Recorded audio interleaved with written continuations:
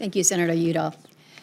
Administrator, we have talked about Fairbanks and the interior and the issues that they have with meeting air quality requirements within the Fairbanks North Star Borough. This is the PM 2.5 issue.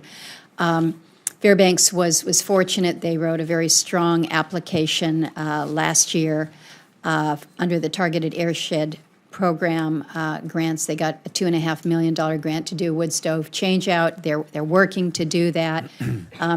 As was mentioned here earlier by both myself and the ranking member, I think these targeted airshed grants are important programs. You have acknowledged that as well.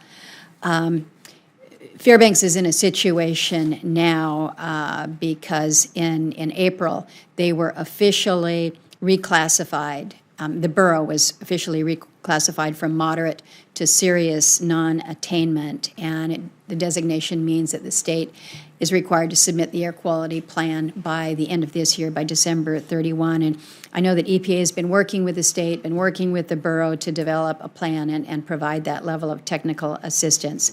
So you know the issues. We've had the conversation about some of the challenges that the Fairbanks North Star Borough faces. It's not because of lack of trying.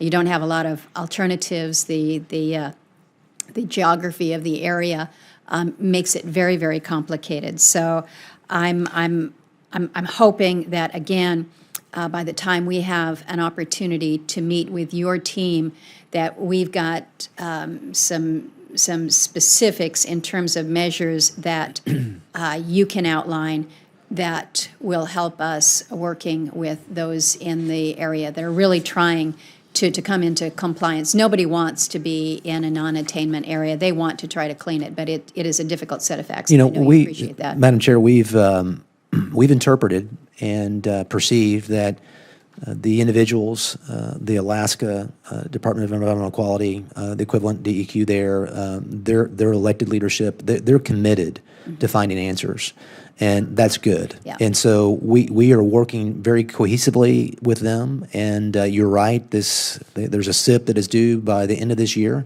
It's very important. I believe that state implementation plan is actually drafted and completed by that time, so that there's not exposure with respect to potential litigation. And we're working diligently, members of our team here in D.C. and through the region with Alaska, to try to achieve some good outcomes and also a very good plan going forward. Good. We appreciate that.